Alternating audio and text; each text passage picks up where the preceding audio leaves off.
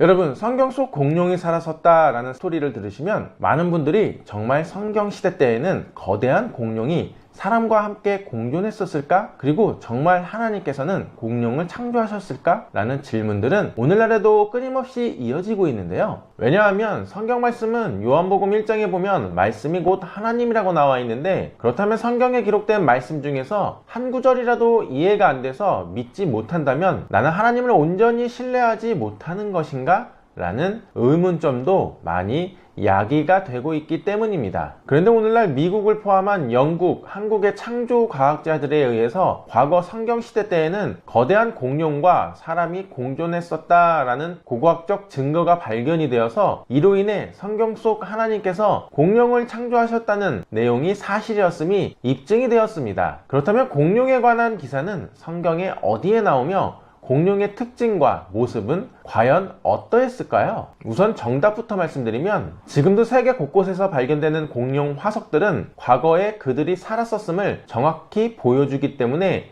이것은 성경을 안 믿는 사람들에게도 큰 흥미를 제공해 주어서 이 공룡에 관해서는 심지어 소설이나 영화로도 많이 야기가 되고 있습니다. 그렇다면 공룡의 실제 모습은 과연 어떠했을까요? 맞습니다. 이 공룡의 크기는 40m에 달하는 거대한 것부터 시작해서 작은 것도 있습니다. 공룡 전문가들은 종류를 볼 때 공룡은 아무리 많아도 50종은 넘지 않을 것으로 봅니다. 그런데 재밌는 것은 우리가 영화나 그림에서 본 공룡의 모습은 사실 정확하지는 않다고 전문가들이 말합니다. 왜냐하면 공룡에 대한 모든 정보는 화석에서 나온 것이기 때문입니다. 사실 뼈만 가지고 실제 겉모습을 복원하는 것은 쉽지 않은 작업이라고 하는데요. 더군다나 피부 모양, 피부색, 정확한 외형, 그리고 털이 있었는지 없었는지 등은 파악이 불가능합니다. 그래서 외국에는 실제로 공룡이 발견되었다는 장소에 가면 공룡의 전신을 완전히 보여주는 경우가 거의 없다고 합니다. 한 가지 예를 들면 미국에서 공룡 화석으로 가장 유명한 곳 중에 하나가 유타주에 있는 공룡 국립공원입니다. 그 박물관에 가면 거대한 전신을 보여주는 공룡들이 있지만 많은 것들은 일부의 뼈를 가지고 확장한 것들이라고 합니다. 그리고 유명한 공룡 중에 브로톤사우루스는 1877년에 발견됐는데 약 100년 후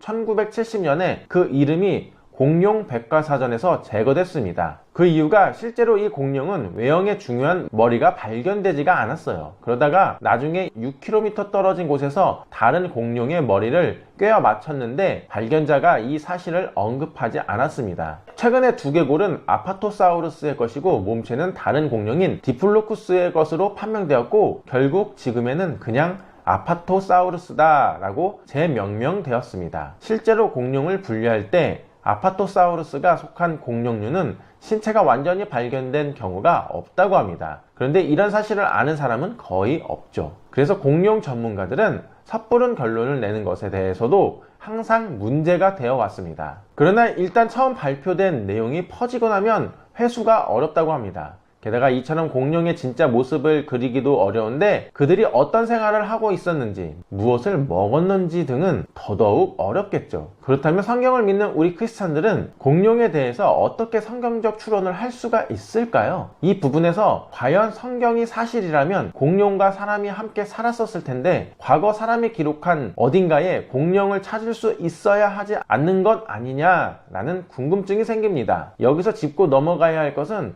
공룡은 영어로 다이너사우루스인데 1841년에 처음 만든 단어입니다. 그러니까 이전 기록에서 공룡이란 단어를 찾는다면 정말 무모한 시도겠죠. 그러므로 단어를 찾는 것이 아니라 어떤 동물의 묘사에 주목하는 것이 바람직하다라는 것입니다. 흥미로운 것은 모든 나라들이 갖고 있는 전설의 동물이 있다는 거예요. 그것이 무엇일까요? 맞습니다. 바로 용, 드래곤입니다. 용은 그 이야기와 함께 그림도 담겨 있습니다. 우리가 몇 가지 용의 모습을 살펴보면 한국을 포함해서 중국, 일본의 용에 대한 전설이 정말 많습니다. 게다가 바벨론 이스타르문에 있는 4발을 가진 파충류 생물, 호주 쿠쿠알란 지역 원주민의 플라시오사우루스 닮은 괴물, 고대 그리스 작가 헤로도투스가 보았던 이집트의 박쥐의 날개를 가진 뱀 모양의 뼈, 서기 700년경 북아프리카의 35m의 길이의 용을 죽인 기록, 서기 400년에서 1000년경에 페루의 국립박물관에 소장된 도자기에 새겨진 공룡 닮은 용들, 미국 유타주의 사우루스파스를 닮은 암각화, 영국의 켈리스 대성당에 장식된 노스파너에 새겨진 공룡 닮은 동물, 스웨덴 고대 서사시에 불을 내뿜는 뱀 등이 있습니다. 방금 소개해드린 것은 아주 일부를 소개한 것입니다. 이렇듯 지구상에는 수많은 공룡의 전설이 있습니다. 반스 넬슨이라는 분은 전 세계의 고대 국가들의 그림과 조각에서 공룡을 닮은 동물들을 찍어서 책으로까지 출판을 했습니다. 영연방에 속한 웨일즈나 아시아 국가 부탄은 국기에 용이 그려져 있기도 합니다. 그런데 이 전설 속의 용의 그림을 보면 거대한 파충류의 모습을 보여주고 있습니다. 1914년 세계 백과사전에 이렇게 기록하고 있습니다. 전설 속의 용은 과거에 살았던 실제 모습같이 보인다. 용은 일반적으로 사악하고 파괴적이다. 모든 나라는 그들의 전설을 가지고 있다. 1949년 판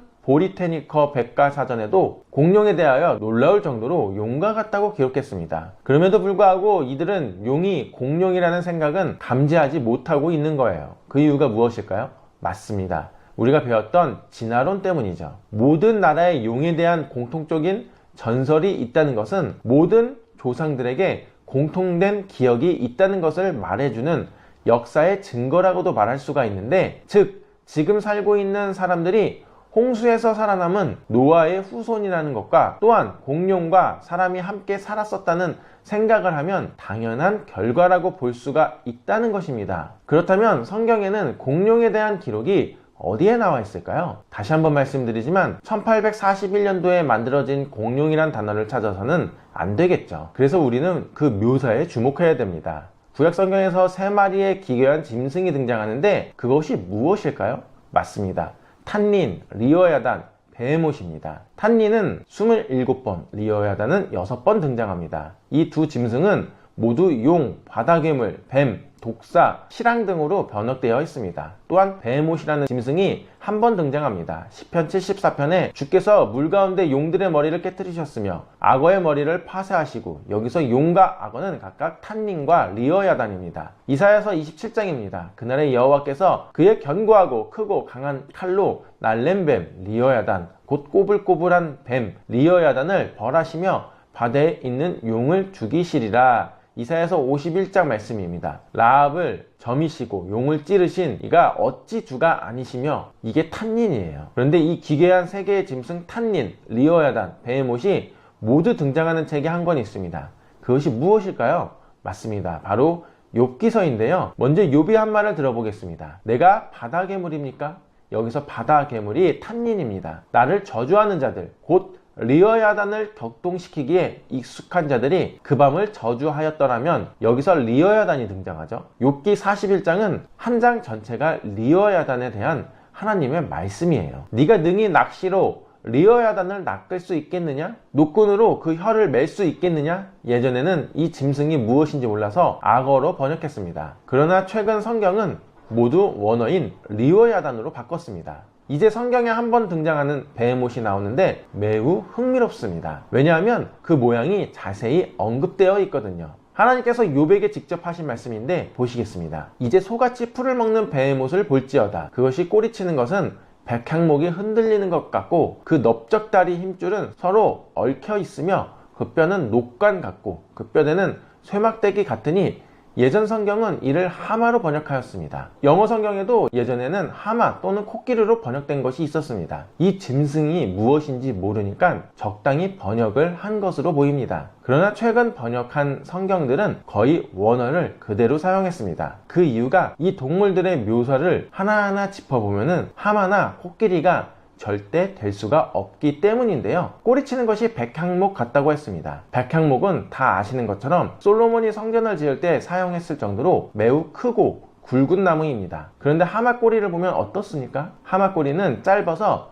거의 흔들리지가 않습니다. 그렇다면 코끼리는 어떤가요? 흔들리긴 해도 매우 크고 굵은 백향목이라고 표현하기에는 좀 많이 부족해 보입니다. 그렇다면 과연 이 백향목과 같은 꼬리의 주인공은 누구일까요? 공룡의 종류 중에 우리가 잘 아는 아파토사우루스를 복원해 놓은 그림을 보면 백향목과 굉장히 잘 맞아떨어지죠. 또 성경을 보면 넓적다리, 힘줄은 서로 얽혀 있다고 말씀하고 있습니다. 실제로 공룡 전문가들은 아파토사우루스의 길고 굵은 꼬리에 주목하고 있습니다. 그 이유가 꼬리라는 것은 몸의 균형을 잡는데 아주 중요합니다. 걸어가면서 흔들리는 거죠. 그렇다면 이들이 걸으면서 이 무거운 꼬리를 움직여야 하는데, 움직이기 위해서는 단지 꼬리만 가지고는 안 되며 해부학적으로 그 꼬리가 넓적다리에 밀접하게 연결돼 있어야 합니다. 그래야 신경이 같이 움직여서 거대한 꼬리를 지탱할 수가 있는 것이죠. 그런데 넓적다리 힘줄이 얽혀 있다고 한 것은 정말 사실적 묘사가 아닐 수 없습니다. 단지 힘줄뿐만 아니라 그 큰 몸을 유지하려면 뼈가 튼튼해야 합니다. 그런데 그 뼈가 노스로 만든 관튜브입니다. 쇠막대기 같다고 했습니다. 즉 아주 단단한 뼈를 말합니다. 그래서 많은 학자들은 이 구조를 가지고 정말로 거대한 아파토사우루스를 보는 것 같다라고 한결같이 주장을 하고 있습니다. 그런데 하나님께서 욥에게 이 베헤못을 보라고 하세요.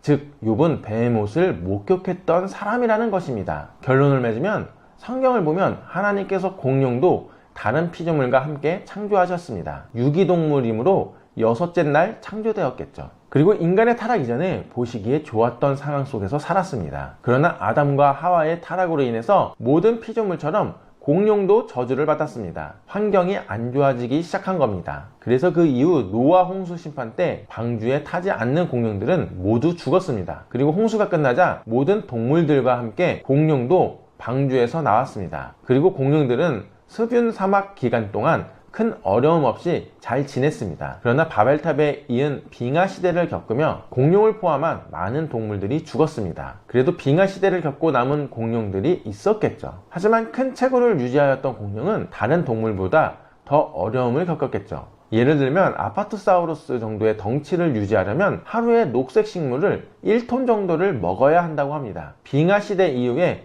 극단적으로 변하는 지구 환경으로 인해 공룡은 점점 어려움을 겪고 죽어간 것입니다. 그렇게 멸종이 일어나고 그리고 그 기괴한 동물을 보았던 할아버지가 손주에게 이를 전해줬겠죠. 그 이야기는 또 다음 세대에 전해지고 전해질 때마다 자기가 지어낸 이야기가 첨가가 되었습니다. 그래서 모든 나라는 용에 대한 전설을 갖게 된 것입니다. 실제로 홍수 이후 지층에 갇혀 죽었던 공룡들의 흔적이 지금 이 시대의 지층 속에도 많은 공룡 화석을 볼 수가 있다는 것입니다. 그러므로 우리가 여기서 알 수 있는 것이 무엇입니까? 맞습니다. 성경의 역사를 그대로 받아들이면서 공룡 화석을 보면 홍수 심판의 모습도 그대로 그려진다는 것입니다. 그리고 전설로 듣던 용과 성경에 기록된 탄닌, 리어야단, 베헤못이 바로 공룡이었다는 것을 알게 되는 것이죠. 성경을 믿지 않는 세상에서는 공룡을 수수께끼라고 말합니다. 그러나 성경 역사를 통해서 볼 때 공룡은 더 이상 막연한 수수께끼가 아닙니다. 그래서 골로새서 1장 16절을 보면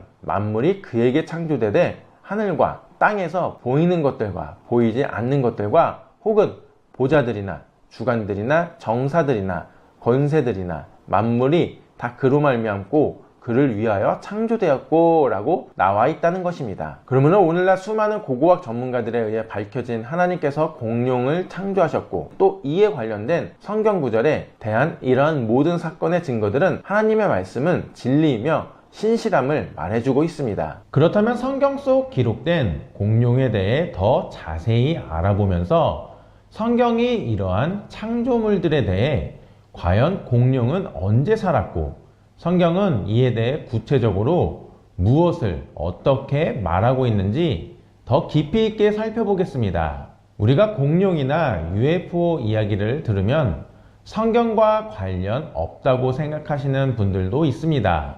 하지만 성경은 이에 대해 무관하지 않습니다. 우리나라에도 공룡 박물관이 몇 곳 있고 해외에서는 공룡 관련 전시관이 훨씬 더 발달해 있는데 미국, 영국, 프랑스 등지에는 공룡 화석으로 가득 찬 대형 박물관이 있습니다.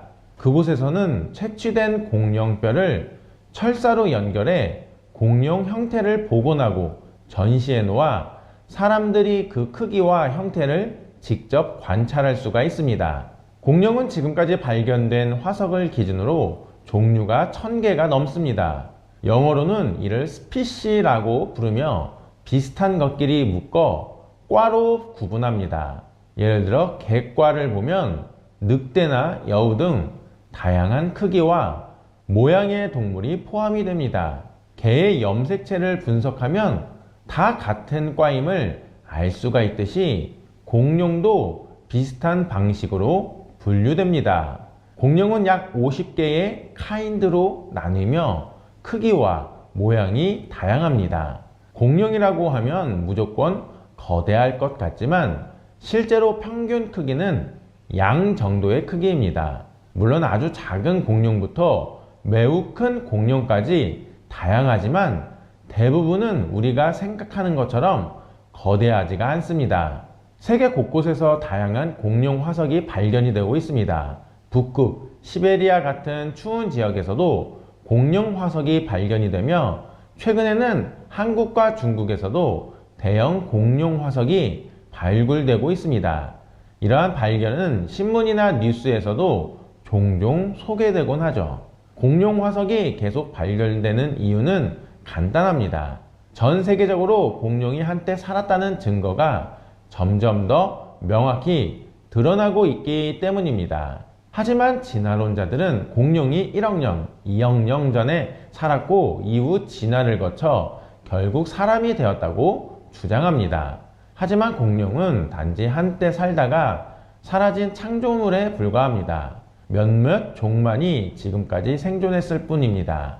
공룡 화석이 발견되면 언론에서는 이를 대대적으로 보도하며 호기심을 자극합니다. 이는 하나님의 창조를 부정하고 세상의 이슈로 채우려는 목적이 있습니다. 현재까지 50여 가지 종류의 공룡 화석이 전 세계적으로 발견되고 있습니다. 이제 성경에서 공룡이 언급되었는지 살펴보겠습니다. 공룡은 어떤 창조물이었고 왜 사라졌는지, 성경은 이에 대해 어떻게 설명하는지 살펴볼 필요가 있습니다. 천사와 UFO처럼 아이들이 큰 관심을 가지는 공룡에 대해 성경이 말하는 바를 알아보는 것은 중요합니다. 그렇지 않으면 몇 억 년 전이라는 진화론적 이야기가 계속 반복될 수밖에 없습니다. 먼저 공룡은 영어로 다이너소어라고 부릅니다. 이 단어는 약 1000년 전부터 발전해온 영어의 1841년 리처드 오원이라는 사람이 처음 도입한 단어입니다. 하지만 서구에서 인쇄술이 발달되어 본격적으로 성경이 출판된 1600년대에는 다이너소어라는 단어가 없었으며 당시 영어는 셰익스피어 시대를 거쳐 최고조에 이르렀던 때입니다. 이후 영어는 점차 단어가 추가되며 발전을 했지만 공룡이라는 단어는 1841년 이전에는 존재하지 않았습니다. 다이너소어라는 단어는 두 개의 그리스어에서 유래했습니다. 디노스는 무서울 정도로 크다라는 뜻이고 사우르는 도마뱀을 의미합니다. 즉 다이너소어는 무서운 크기의 도마뱀이라는 뜻입니다. 예를 들어 현재 애완용으로 판매되는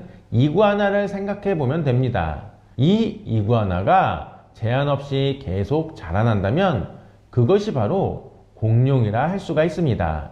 요약하자면 공룡은 거대한 도마뱀 같은 생물로서 무서울 정도로 크다는 점에서 이름이 붙여진 것입니다. 그렇다면 공룡이라는 단어가 생기기 전에는 이 무섭고 큰 생물을 무엇이라 불렀을까요? 맞습니다. 앞에서도 말씀드렸다시피 성경에서는 용이라는 단어로 표현되기도 합니다. 그래서 영어 성경에서는 공룡을 드래곤으로 표현하고 있습니다. 여기서 드래곤은 우리가 흔히 생각하는 중국식 용과는 다릅니다. 서양의 드래곤은 오늘날 우리가 말하는 공룡과 더 비슷합니다. 이것에 대한 몇 가지 흥미로운 사실을 살펴보겠습니다. 첫 번째로 일부 공룡은 뿔이 달려 있습니다. 예를 들어 스티라카로사우루스라는 공룡은 머리에 뿔이 달린 특징을 가지고 있습니다. 공룡 이름은 대부분 사우루스로 끝나는데 이는 도마뱀을 의미합니다. 두 번째는 어떤 공룡은 날카로운 발톱을 가지고 있습니다. 영화 쥬라기 공원에 등장하는 벨로피레터처럼 강력한 발톱으로 먹잇감을 사냥했던 공룡들이 있습니다. 세 번째, 꼬리에 발톱이 달린 공룡도 있습니다. 스테고사우루스는 꼬리에 날카로운 발톱 같은 구조를 가지고 있었던 것으로 알려져 있습니다. 네 번째, 몇몇 공룡은 머리가 매우 두꺼운 특징을 가지고 있습니다. 파키켈팔로사우루스라는 공룡은 두꺼운 머리를 이용해 서로 들이받는 행동을 했다고 추정됩니다. 다섯 번째는 어떤 공룡은 매우 많은 이빨을 가지고 있습니다. 마이아사우루스는 작은 이빨이 매우 많이나 있는 공룡으로서 이를 관리하는 것이 꽤 어려웠을 것 같습니다. 즉 공룡은 성경에 따르면 하나님께서 창조하신 피조물입니다. 공룡의 다양한 특징과 그 크기를 보면 창조주의 지혜를 느낄 수가 있습니다. 공룡이라는 단어가 만들어지기 이전에 이러한 생물들은 드래곤으로 불렸으며 성경에서도 종종 등장하는 용의 모습과 연결될 수가 있습니다. 이렇듯 공룡의 다양한 모습은 하나님의 창조 세계의 경이로움을 보여주는 한 예라고 할 수가 있습니다. 그렇다면 우리가 여기서 알 수 있는 것이 무엇입니까? 맞습니다. 공룡도 하나님이 창조하신 피조물입니다. 이 세상과 우주에 존재하는 모든 창조물은 하나님이 만드신 것으로서 하나님께서 창조하지 않으신 것은 없습니다. 성경 기록에 따르면 하나님께서 온 우주 만물을 창조하신 시기는 약 6천년 전으로서 출애굽기 20장 11절에서 하나님이 엿새 동안 하늘과 땅, 바다와 그 안의 모든 것을 창조하셨다고 기록하고 있습니다. 이는 공룡 또한 하나님이 만드셨음을 의미합니다. 현재 발견되는 공룡 화석들은 땅 속에서 발견되고 있습니다. 성경에 따르면 하나님은 땅과 그 안에 있는 모든 것들을 만드셨기 때문에 공룡 화석 역시 하나님의 창조물임을 알 수가 있습니다. 하지만 진화론을 믿는 과학자들은 공룡이 6천만 년 또는 1억 년 전에 존재했다고 주장하지만 이는 인간의 추측에 기반한 이야기일 뿐입니다. 실제로 1억 년 전에 살았던 사람은 없었기 때문에 이런 주장은 검증되지 않는 상상에 불과합니다. 현대 과학 자료들은 공룡이 특정 시대, 예를 들어 주라기에 살았다고 설명합니다. 브리테니커 백과사전과 같은 자료에서는 주라기가 약 2억 년 전에 시작되었다고 하지만 이는 실질적인 증거 없이 만들어진 가설입니다. 이러한 내용은 아이들에게 세뇌처럼 받아들여질 수 있습니다. 특히 공룡 관련 책이나 백과사전은 1억 년 전, 2억 년 전이라는 내용을 당연한 것처럼 표현해 아이들이 자연스럽게 공룡이 오래전에 존재했다고 믿게 합니다. 그러나 우리 믿는 크리스천들은 이를 성경 기록대로 믿는다면 하나님께서 여섯째 날에 땅에 사는 모든 짐승을 창조하셨습니다. 공룡 역시 땅에 사는 짐승으로서 하나님이 여섯째 날에 창조하신 것입니다. 이는 약 6천년 전의 일이며 성경은 이를 분명히 증언하고 있습니다.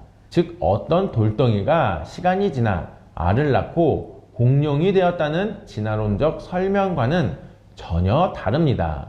창조 초기 하나님께서 만드신 모든 짐승은 초식성이었었고 사람과 짐승 모두 평화롭게 공존했습니다.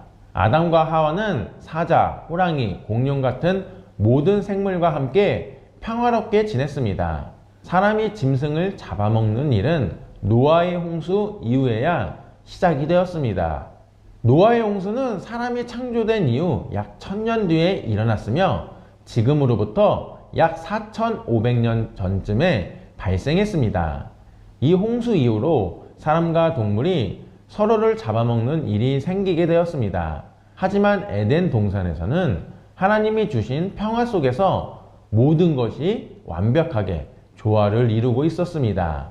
에덴 동산에서 아담과 하와는 하나님의 명령을 따라 동산의 모든 나무의 열매를 자유롭게 먹을 수 있었지만 선악을 알게 하는 나무의 열매만큼은 먹지 말라는 제약을 받았습니다. 창세기 2장 16절에서 17절에서는 하나님은 그 열매를 먹으면 반드시 죽을 것이라고 경고하셨습니다. 그러나 뱀의 유혹에 넘어간 하와는 그 열매를 먹었고 아담도 의지적으로 그 열매를 따먹었습니다.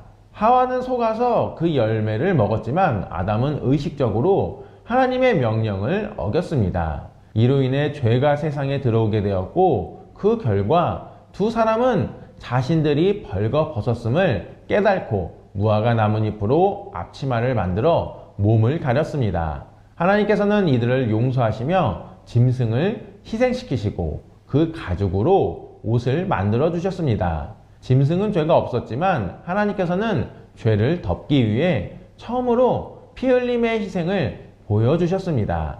이 모든 과정은 인간의 죄로 인해 창조 세계에 고통과 타락이 들어오게 되었음을 보여줍니다. 마찬가지로 공룡 역시 하나님이 창조하신 피조물이었으며 인간과 함께 평화롭게 공존했던 생물 중 하나였습니다. 사실 성경을 보면 신구약 전체적으로 강조하고 있는 부분이 죄 있는 자는 죄 없는 존재에 의해 반드시 속죄를 받아야 하나님 앞에 설 수 있다는 것입니다. 아담과 하와는 자신의 죄를 감추기 위해 무화과나무 잎으로 앞치마를 만들어 가렸지만 하나님은 이 임시적인 가리개를 치워버리고 짐승의 가죽옷을 주셨습니다. 이는 인간이 스스로 죄를 가릴 수 없으며 반드시 대신 속죄가 필요하다는 것을 깨닫게 하신 것입니다.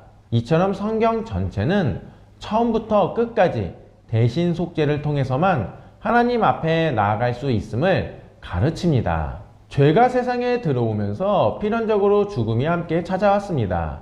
본래 에덴 동산에서는 죽음이 없었으며 하나님의 거룩한 질서가 유지되었습니다. 오늘날 물리학적으로 보자면 그때는 엔트로피가 증가하지 않고 보존되는 상태였다고 할 수가 있습니다. 예수님이 부활 후 입으신 영화로운 몸처럼 엔트로피 보존이 이루어지는 환경에서는 물리적 한계를 초월할 수 있는 것입니다. 그러나 죄가 들어오자 이 질서가 깨지고 죽음이 세상에 자리 잡게 되었습니다. 죽음을 물리치기 위해서는 무엇을 해결해야 할까요? 바로 죄입니다. 성경은 명확하게 말합니다. 죄의 싹은 사망입니다. 죄가 있는 한 죽음을 피할 수 없으며 이를 해결해야만 영원한 생명을 얻을 수 있습니다. 인간은 스스로 죄 문제를 해결할 능력이 없습니다. 따라서 예수님을 믿는 것은 단순한 종교 행위가 아니라 죄 사함을 받기 위한 유일한 길입니다. 오직 예수님의 대신 속죄를 통해 우리의 행위와 상관없이 하나님께서 의롭다고 인정하실 때 영원한 생명을 얻게 됩니다. 그러나 세상 사람들은 하나님을 인정하기를 싫어합니다. 결국 창조론과 진화론 중 하나를 선택해야 하는데 하나님을 인정하지 않으려 하다 보니 자연스럽게 진화론을 받아들입니다. 만약 창조주 하나님이 계신다면 인간은 언젠가 심판을 받아야 한다는 사실을 인정해야 합니다. 하지만 이를 회피하려는 마음이 진화론을 선택하게 만듭니다. 진화론에 따르면 모든 생명체는 돌덩이에서 시작되었습니다. 시간이 흐르면서 아메바가 생겼고 그 아메바가 점차 발전하여 원숭이가 되었으며 약 100만 년 전 원숭이에서 인간이 진화했다는 것입니다. 그리고 그렇게 시간이 지나 현대 인류가 되었다고 주장합니다. 그러나 이러한 사상은 하나님을 부정하려는 인간의 욕망에서 비롯되었습니다. 하나님을 인정하는 순간 인간은 창조주 앞에서의 책임과 심판을 피할 수 없기 때문입니다. 결국 이러한 인간의 죄는 죽음으로 이어졌습니다. 사람들은 죽음을 피할 수 없으며 그 결과 지금도 수많은 무덤에서 인간의 유골이 남아 있습니다. 성경은 이 세상의 창조물조차도 인간의 죄로 인해 신음하고 있다고 말합니다. 로마서 8장 22절은 온 피조물이 함께 탄식하며 고통을 겪고 있다고 말합니다. 인간뿐만 아니라 하나님이 창조하신 모든 세계가 인간의 죄로 인해 고통받고 있으며 구원의 날을 기다리고 있는 것입니다. 그렇다면 이 피조 세계가 회복될 때는 언제일까요? 바로 예수 그리스도의 재림과 하나님 나라가 완전히 이루어질 때입니다. 즉 하나님의 자녀들이 예수님과 함께 다시 이 땅에 오실 때 창조 세계가 신음하며 기다려온 회복이 이루어집니다. 예수님의 재림이 완성될 때 지금 피조물이 겪고 있는 탄식과 고통의 상태가 해결될 것입니다. 성경은 이를 명확하게 가르치고 있습니다. 그러나 죄가 세상에 들어오게 되면서 자연 질서가 무너지고 생명체들이 서로 싸우고 죽이는 일이 일어나기 시작했습니다. 죄의 영향으로 인해 세상은 혼란과 폭력 속에 빠졌습니다. 이러한 죄의 결과로 역사상 첫 살인이 발생했습니다. 가인이 아벨을 시기하여 죽였고 인간 사회에는 최초의 살인이 기록되었습니다. 짐승들 사이에서도 죽임과 사냥이 시작되었으며 인간들 또한 서로를 해치기 시작했습니다. 이처럼 죄의 영향력은 자연 세계뿐만 아니라 인간 사회에도 깊은 상처를 남겼습니다. 하지만 하나님은 이런 상황을 해결하기 위해 구속 계획을 세우셨습니다. 인간은 자신의 힘으로 평화를 이루고 세상을 회복하려 하지만 이는 불가능합니다. 성경은 인간이 스스로 구원할 수 없다고 가르칩니다. 결국 하나님께 항복하고 하나님의 계획을 받아들일 때에 진정한 회복이 이루어집니다. 하나님은 장차 이 땅에 천년 왕국을 세우시고 에덴 동산의 상태를 다시 회복하실 것입니다. 그러나 죄가 퍼지고 인류가 타락하면서 노아 시대에는 죄악이 극에 달했습니다. 사람들의 생각이 항상 악할 뿐임을 하나님께서 보셨고 결국 인류를 심판하시기로 결정하셨습니다. 또한 그 당시 하나님의 아들들로 불리는 천사들이 인간 여성들과 관계하여 거대한 존재들을 낳았고 이는 하나님이 원치 않는 모습으로 세상을 오염시켰습니다. 하나님은 인류를 보존하시기 위해 노아의 가족 8명을 방주로 인도하셨고 각 동물들도 한 쌍씩 태우셨습니다. 창세기 6장 19절에 보면은 하나님께서 모든 육체에 살아있는 것 중에서 종류마다 2마리씩 방주로 데리고 들어와 너와 함께 살아남게 하라 라고 명령하셨습니다. 그렇다면 공룡도 방주에 들어갔을까요? 네, 공룡도 방주에 들어갔습니다. 그러나 대부분의 사람들은 공룡이 너무 커서 방주에 들어갈 수 없다고 생각을 합니다. 하지만 평균적인 공룡의 크기는 양 정도였으며 큰 공룡들은 새끼 상태로 들어갔을 가능성이 높습니다. 또한 방주 안에서는 동물들이 동면 상태에 들어가 성장이 멈출 수도 있습니다. 이는 하나님이 충분히 조정하실 수 있는 부분이며 방주에 필요한 공간이 부족하지 않았음을 보여줍니다. 공룡뿐만 아니라 전 세계에 분포한 다양한 동물들도 방주에 들어갔습니다. 예를 들어 캥거루가 어떻게 호주까지 갔느냐는 질문이 자주 나옵니다. 이는 홍수 이전에는 모든 대륙이 하나로 연결되어 있었기 때문입니다. 노아 홍수 이후 지각 변동으로 인해 대륙이 갈라졌고 이후 동물들이 각 대륙으로 퍼져나간 것입니다. 또한 홍수 이전에는 기후가 지금과 달랐기 때문에 특정 동물이 특정 지역에서만 사는 것이 아니라 다양한 지역에 분포했을 가능성이 큽니다. 이러한 점을 고려하면 방주는 모든 동물을 충분히 태울 수 있는 크기였습니다. 실제로 방주의 크기를 고려하면 공룡을 포함한 모든 동물이 충분히 들어갈 수 있음을 알 수가 있습니다. 하나님은 창조 세계를 유지하고 보존하시며 필요한 모든 조치를 취하셨습니다. 그래서 하나님께서는 모든 생물들을 종류대로 보존하시기 위해 각 종류마다 2마리씩 노아의 방주에 태우도록 하셨습니다.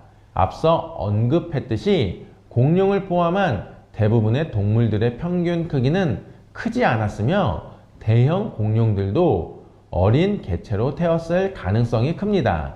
이렇게 하여 하나님께서 준비하신 방주를 통해 일부 동물들은 살아남았지만 나머지는 홍수로 인해 사라지게 되었습니다.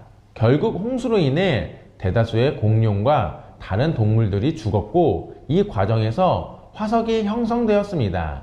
우리가 강가나 지층에서 발견하는 화석들은 이때 형성된 것입니다.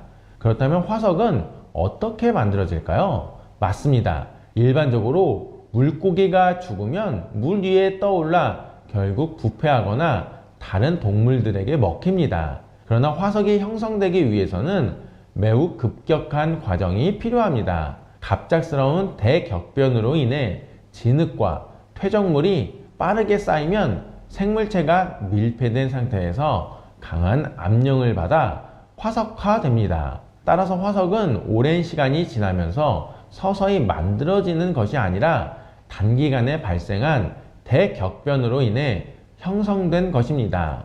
전 세계에서 발견되는 거대한 공룡 화석들은 단순한 자연 현상이 아니라 과거 지구상에 엄청난 격변이 있었다는 증거입니다. 그 격변이 무엇일까요? 성경에서 기록된 대홍수 사건입니다. 실제로 세계 각국의 전설과 신화 속에서도 대홍수에 대한 이야기가 존재합니다. 바벨론, 아시리아, 수메르 문명뿐만 아니라 아메리카 원주민들의 전승에서도 대홍수 이야기가 발견됩니다. 이러한 유사한 신화들은 모두 과거에 있었던 역사적 사건을 반영하고 있는 것입니다. 현재 발견되는 화석들은 대부분 4,500년 전 성경이 기록하는 노아의 홍수로 인해 형성되었다고 볼 수가 있습니다. 이처럼 화석이 존재한다는 것은 오랜 시간 동안 서서히 이루어진 일이 아니라 엄청난 재난이 갑작스럽게 생물들을 덮쳤음을 의미합니다.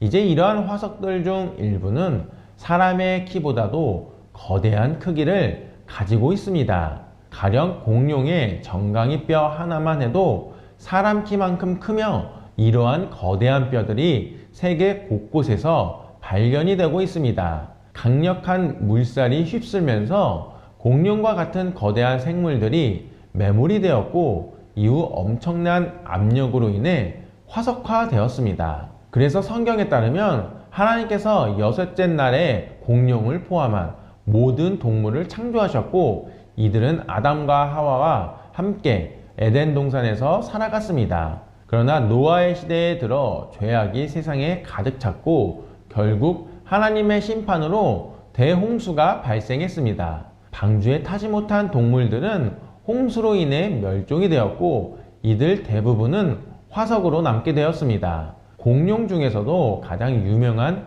대형 공룡 중 하나는 브라키오사우루스입니다. 이 공룡은 엄청난 크기를 자랑하며 평균적으로 성인 남성의 엄지발가락 길이가 20cm일 정도로 거대한 발자국을 남겼습니다. 미국 텍사스주 글렌로즈에 위치한 팔룩시 강에서는 이러한 공룡 발자국들이 다수 발견이 되었습니다.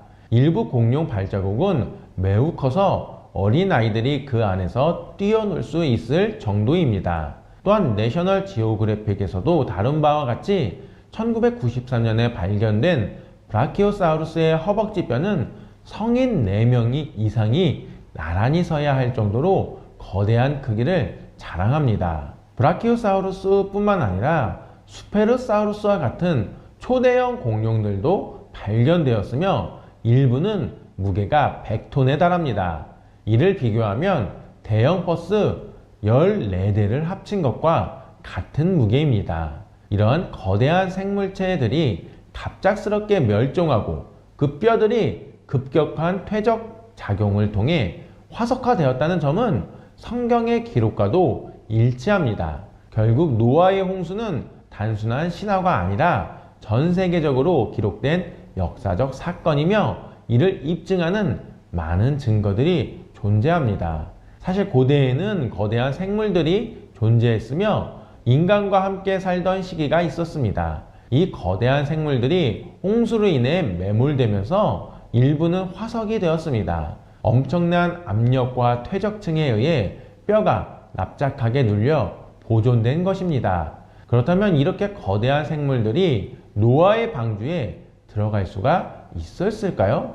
맞습니다. 노아의 방주는 길이 150m, 높이 14m, 너비 23m로서 매우 거대한 구조였습니다. 하나님께서 어린 개체들을 태우도록 인도하셨다면 공간 문제는 충분히 해결될 수 있었습니다. 지금까지 발견된 가장 큰 공룡알은 축구공 크기 정도이며 일부 공룡들은 크기가 수탉과 비슷할 정도로 작았습니다. 예를 들어 컴프소그나투스라는 공룡은 성체가 되어도 닭 정도의 크기였습니다. 공룡들은 다양한 크기와 종류로 존재했으며 방주에 들어갈 가능성이 충분했습니다. 그렇다면 성경은 이 거대한 생물들을 무엇이라고 부를까요? 성경에서는 이들을 용이라고 표현합니다.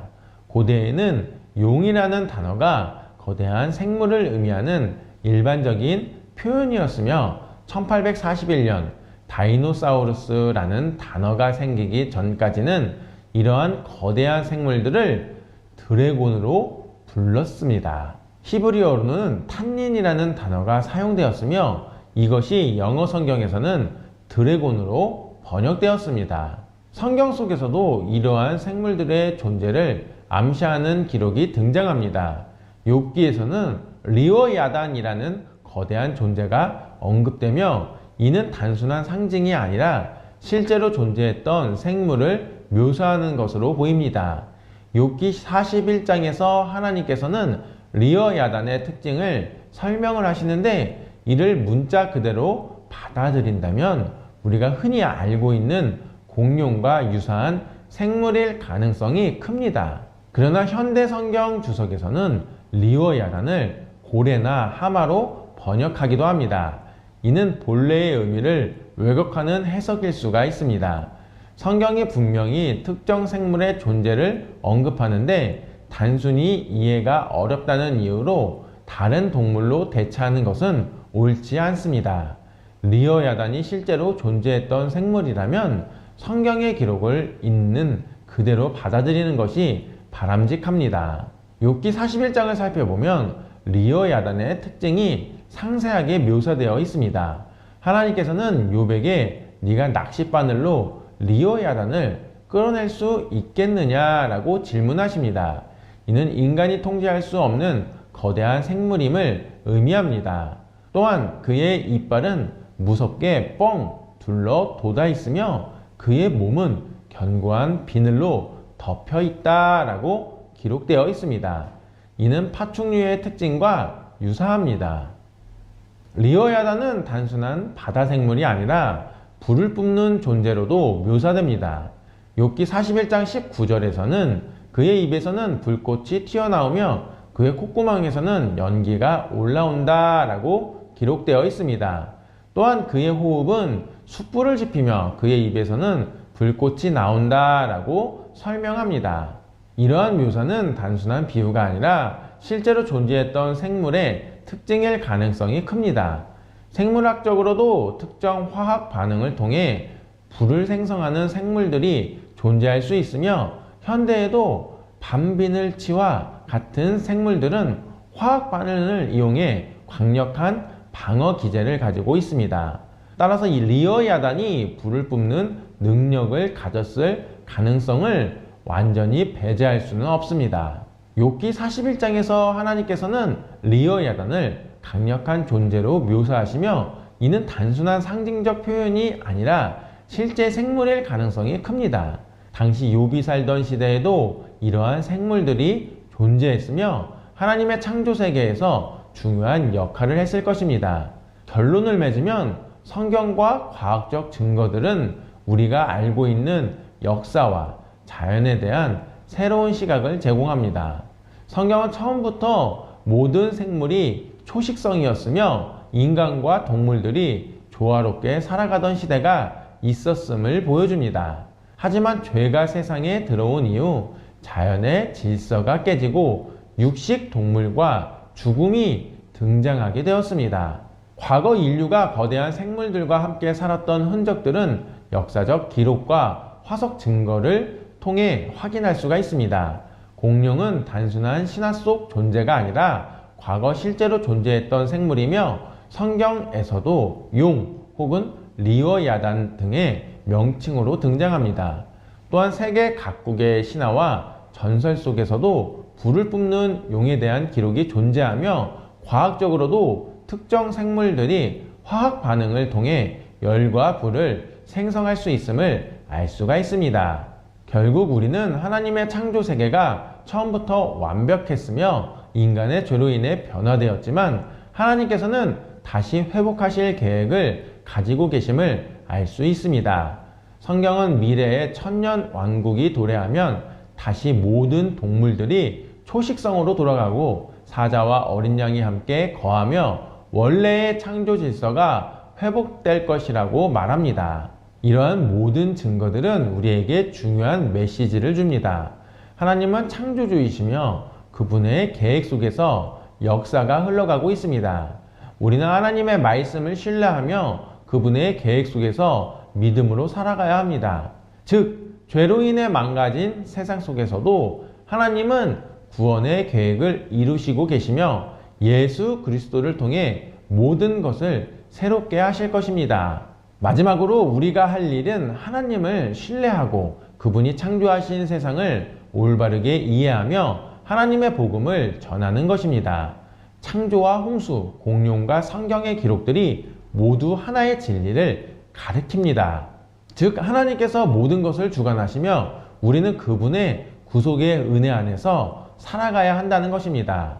그러므로 마지막 때를 살아가고 있는 지금, 이제 우리는 다시금 하나님께서 주신 말씀과 창조 세계를 깊이 묵상하며 하나님의 계획 속에서 믿음으로 나아가는 우리 모두가 되길 간절히 소망해 봅니다. 그래서 이것이 복음의 본질입니다. 성경에서는 예수 그리스도를 믿는 자들에게는 영원한 생명을 주셨다고 분명히 약속해 주셨습니다. 그래서 이것을 믿는 우리 크리스천들은 오직 예수, 오직 믿음, 오직 하나님께 영광을 올려드려야 된다는 것입니다. 그렇다면 마지막 때를 살아가는 크리스천으로서 하나님께 영광 올려드리는 삶은 과연 어떤 삶일까요? 성경에 보면 예수님께서도 종말의 때에 주님이 직접 임금으로서 인류를 심판하시는데, 이에 관련해서 마지막 때의 의인들은 예수님께서 줄일 때 그들이 먹을 것을 주었고, 목마를 때 마시게 했으며, 나그네 되었을 때 영접하고, 헐벗었을 때 옷을 입혔으며, 병들었을 때 돌보고, 옥에 갇혔을 때 찾아와 주었다고 말씀하십니다. 이에 사람들은 마지막 때의 의인들이 언제 예수님께 그런 선행을 했는지 묻습니다. 그러자 예수님은 내 형제 중에 지극히 작은 자 하나에게 한 것이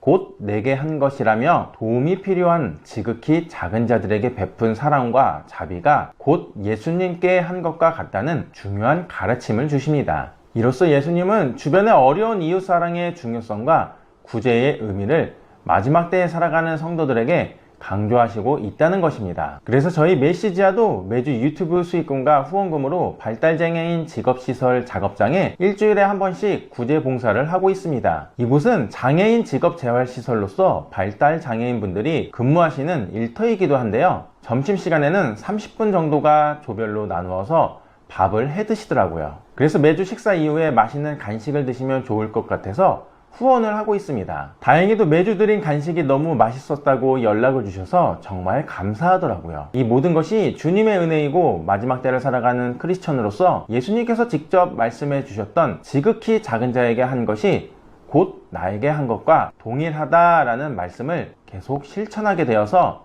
너무 감사하더라고요. 혹시 이 일에 동참하시고 싶으신 분들은 고정 댓글에 정보를 달아 놓았으니 참여하고 싶으신 분들은 같이 하시면 좋을 것 같습니다. 결론을 맺으면 마지막 때를 살아가고 있는 지금 우리 크리스천들은 오직 예수, 오직 믿음, 오직 하나님께 영광 올려드림으로 말미암아 참된 믿음의 삶을 살아가게 되길 간절히 소망해 봅니다.